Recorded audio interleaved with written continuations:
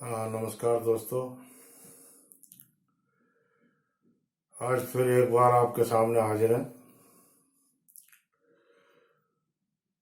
बहुत से लोगों ने मेरे से सवाल किया था कि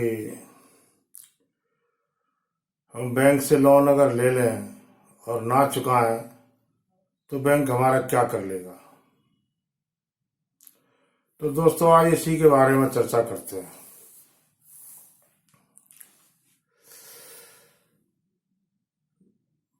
बैंक जब लोन देता है तो उसके बाद पैसा कहाँ से आता है। बैंक के पास जो पैसा आता है वो पब्लिक का होता है, यानी आप एक आदमी उस पैसे को जमा करता है तो उसी पैसे को दूसरे आदमी को उधार दे दिया जाता है। जिस आदमी ने पैसा जमा किया है उसको बैंक ब्याज देता है और जिसको उधार दिया है उससे बैंक ब्याज लेता है। तो जो बीच का मार्जिन होता है वही बैंक का प्रॉफिट होता है। अब मान लीजिए किसी व्यक्ति ने बैंक से लोन लिया और लोन उसने देना बंद कर दिया तो वो अकाउंट एनपीए हो जाएगा। तो जब एनपीए हो जाएगा वो अकाउंट, तो बैंक कानूनी कार्रवाई के लिए मजबूर होगा। पहले नोटिस देगा, अगर आप नोटिस पर दे देते हैं तो बेटर है, अगर नहीं देते हैं तो बैंक नोटिस देगा, फिर कानूनी कार्रवाई करेगा, कोर्ट में जाएगा और जो कोर्ट का खर्चा होगा वो भी उसी व्यक्ति को देना उसके अकाउंट में ऐड हो जाता है जिसने लोन लिया था।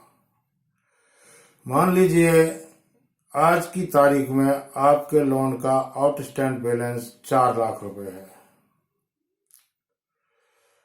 और आपने लोन देना बंद कर दिया है,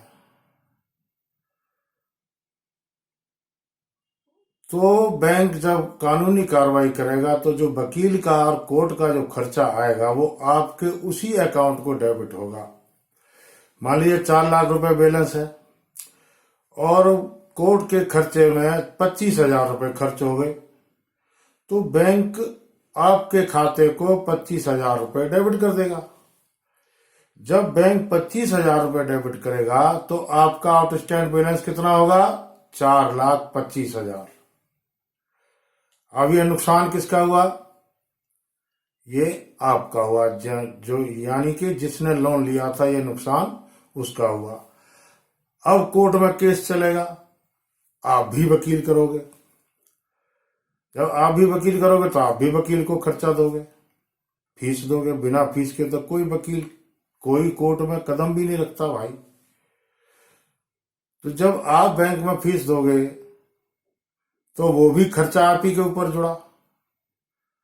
अब मान लीजिए आपके वकील ने भी 25,000 रुपए लिए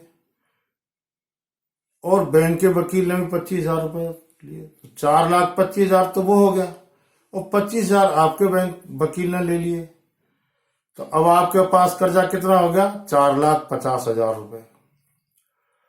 अब मान लीजिए यही केस 2 साल चल जाता है या 3 साल चल जाता है और कोर्ट डिसीजन दे देता है कि आपको हर हाल में पैसा देना है, क्योंकि कोर्ट डिसीजन देगा ही देगा, क्योंकि कोर्ट को पता है कि ये जो पैसा है वो पब्लिक का है, बैंक का नहीं है।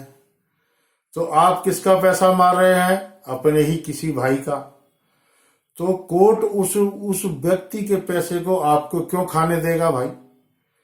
तो कोर्ट आपके अगेंस्ट ही फैसला देगा। हाँ, कोर्ट इतना कर सकता है कि आपको किस्तों में पैसा देना पड़े।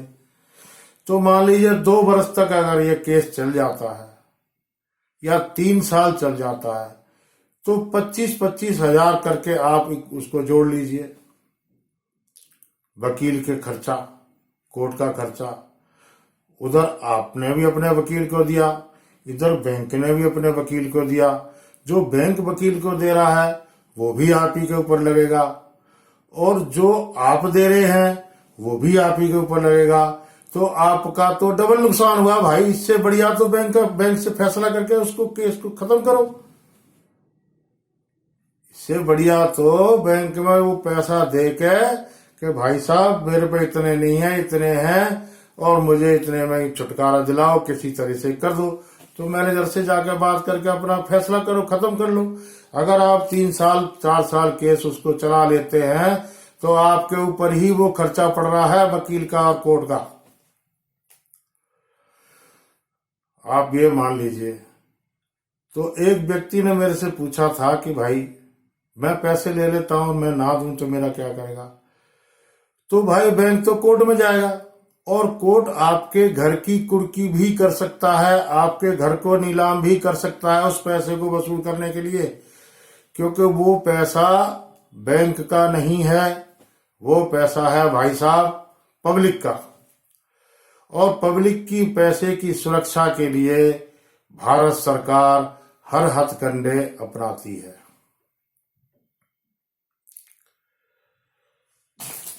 तो मेरा सभी भाइयों से ये अनुरोध है कि जिसका भी लोन का खाता एनपीए हो गया है या जो लोग बैंक से लोन लेने के बाद नहीं दे रहे हैं, वो ये भूल रहे हैं कि उनको 2 लाख के 4 लाख देने पड़ेंगे। पैसा तो देना पड़ेगा ही पड़ेगा। हाँ, बस इतना है कि जितने दिन कोर्ट में केस चलेगा उतने दिन आपको समय मिल जाएगा, लेकिन समय के साथ साथ उतने ही दिन आपको अपने वकील के लिए भी खर्चा करना पड़ेगा। तो उसमें आपका फायदे की बजाय नुकसान ही हो रहा है। इससे बढ़िया है कि आपने जो बैंक से लोन लिया है, बैंक टाइम टाइम पे स्कीमें निकालता है, वन टाइम सेटलमेंट, OTS। तो जब भी बैंक OTS निकाले आप उसका फायदा उठाइए और अपने बैंक के मैनेजर से जाकर के मिलिए कि मैनेजर साहब आपके बैंक ने OTS निकाला है और हमने भी लोन लिया हुआ है और हम दे नहीं पा रहे हैं, कृपा करके हमारे लोन का भी आप फैसला करवाइए। तो मैनेजर की पावर में अगर होगा वन टाइम सेटलमेंट तो मैनेजर कर देगा, अगर मैनेजर की पावर में नहीं होगा तो वो अपने जोनल ऑफिस को भेजेगा और जोनल ऑफिस उस देखेगा कि आपका आउटस्टैंड बैलेंस कितना है, लेजर बैलेंस आपका कितना है, 25%, 30%, 40%, कितना आपको छूट बैंक दे सकता है, उसके हिसाब से आपको वन टाइम सेटलमेंट आपका हो जाएगा। उसमें आपको इतनी छूट मिल सकती है कि आप एक बार की बजाय आप 3 बार में पेमेंट दे दें तो बैंक उसी समय आपसे चेक ले लेगा और उस 3 टाइम के सेटलमेंट का आपसे अमाउंट भरवा लेगा। अब आपने मान लीजिए 4,80,000 रुपए आपको या 4,75,000 जो भी है आपका आउटस्टैंडिंग बैलेंस है, या 4 लाख है मान लीजिए, और आपका 75% में आपका सेटलमेंट हो गया तो कितना देना पड़ा आपको? 3,75,000। अब 3,75,000 के बैंक आपसे 3 चेक ले लेगा। पहला चेक विद इन 15 डेज यानी 15 दिन के अंदर अंदर आपका पहला चेक बैंक डाल देगा। अगर आपकी नीयत में तब भी खोट आ जाता है कि भाई मैं तो नहीं दे रहा पैसे, और आपका चेक बाउंस हो जाता है, तब आप और ज्यादा मुसीबत में पड़ जाएंगे, क्योंकि इकरार के अनुसार वहां पर आपके साथ एक एग्रीमेंट होता है बैंक में, जो फुल वन टाइम सेटलमेंट आपने किया था उसके हिसाब से आपके सेटलमेंट पे वहां पर साइन होते हैं और उस साइन के मुताबिक आपने 3 किस्तों में पैसा देने का वादा किया है।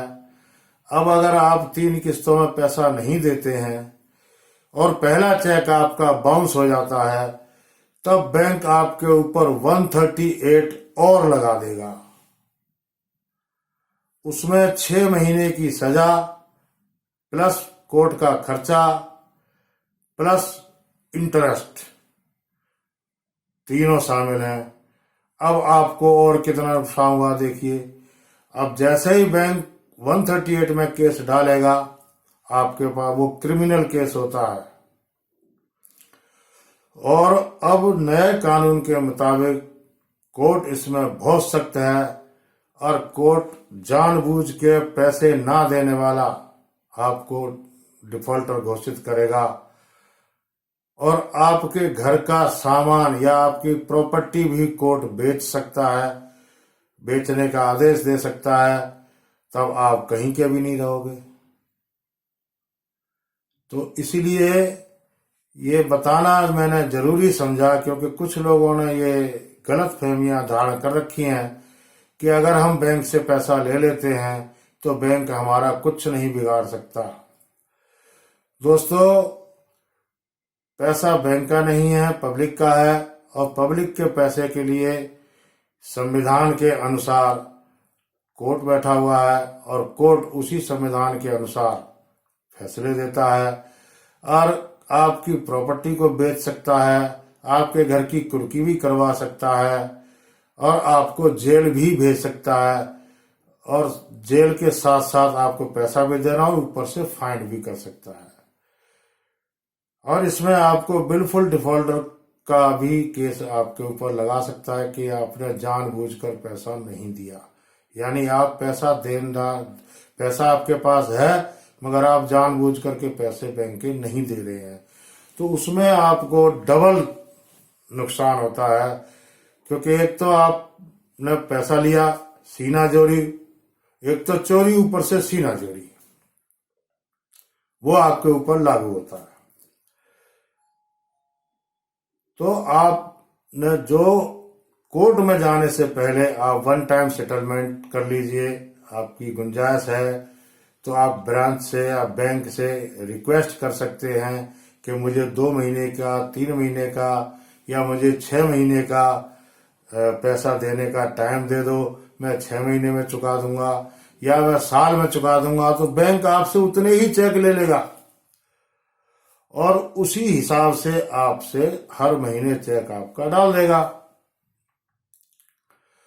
तो इससे आपको प्रॉब्लम भी नहीं आएगी, कर्जा भी चुकता हो जाएगा। तो दोस्तों, कभी भी मन में ये मत सोचिए कि बैंक से पैसा ले लिया है तो देना नहीं पड़ेगा, हर हाल में देना पड़ेगा। हाँ, उसमें इतना ही होता है, थोड़ा समय लग जाता है कानूनी कार्रवाई में, बस इतना ही है। लेकिन उसमें आप ही का नुकसान होता है, बैंक का उसमें कोई नुकसान नहीं है।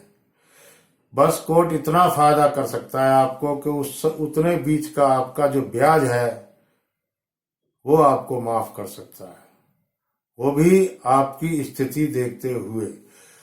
अगर आपकी स्थिति देने लायक है और आप नहीं दे रहे हैं, फिर कोर्ट आपको बिल्कुल भी रियायत नहीं देगा और आपको वो पैसा ब्याज समेत और कोर्ट के खर्चे समेत देना पड़ेगा। तो कभी भी ये ध्यान रखिए दोस्तों कि बैंक का पैसा आपको हर हाल में देना ही है। जो भी आपने पैसा लिया है, आप कभी भी ये मत सोचिए कि आप पैसा नहीं देंगे। तो मैं ऐसे सभी भाइयों से ये गुजारिश करूंगा कि जिन्होंने भी बैंक से लोन लिया है वो अपना पैसा समय रहते चुकाएं। कभी भी ये ना सोचें कि बैंक से लोन लिया है और हम अगर नहीं देंगे तो बैंक हमारा कुछ नहीं बिगाड़ेगा। भारत सरकार ने बहुत सख्त कानून बनाए हैं, सरसाई है, कई कानून अभी बनाए हैं, बिल्कुल डिफॉल्टर के कानून है। अगर आप बिल्कुल डिफॉल्टर में आ जाते हैं तो आपको सजा भी है कि आप जानबूझ करके बैंक के साथ धोखा कर रहे हैं। तो ऐसा आप मत कीजिए। अगर आपने बैंक से पैसा लिया है तो आप हर हाल में चुका दीजिए। देखिए, बैंक का लोन चुकाने में आपको कितने फायदे होते हैं, मैं आपको गिनाता हूं।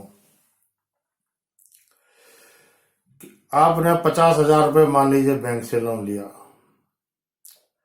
और 50,000 रुपये आपने मुद्रा में लिया।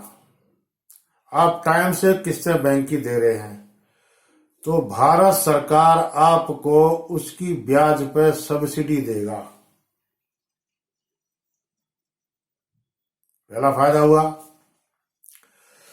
दूसरा फायदा, आप समय से लोन चुकाते हैं और अगली बार आपको ज्यादा पैसे की जरूरत पड़ती है तो बैंक में आपका एक रिकॉर्ड मेंटेन हो जाता है कि ये व्यक्ति अच्छा है, ये पैसे लेके समय पर देता है, तो बैंक आपको ज्यादा लोन अगली बार देगा। तो आपकी इमेज अच्छी बनेगी, आपकी सिविल अच्छी बनेगी, क्योंकि सिविल के अंदर आपका कोई नेगेटिव नहीं आएगा। और अगर आपने पैसा देना नहीं चाहा, पैसे नहीं दिए, तो लास्ट में देना तो पड़ेगा, लेकिन आप कहीं के नहीं रहेंगे, क्योंकि कोई बैंक बाद में आपको कोई लोन नहीं देगा, क्योंकि आपकी सिविल खराब हो जाएगी। उस सिविल में आपकी में आ जाएगा कि आप इस बैंक के डिफॉल्टर हैं। तो दोस्तों, लोन चुकाने के बहुत सारे फायदे हैं, आप उस पर अमल कीजिए।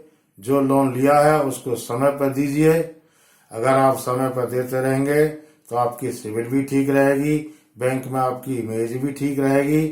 इसी के साथ मैं यही अनुरोध करूंगा कि जिसने भी बैंक से लोन लिया है वो समय पर चुकाए। धन्यवाद।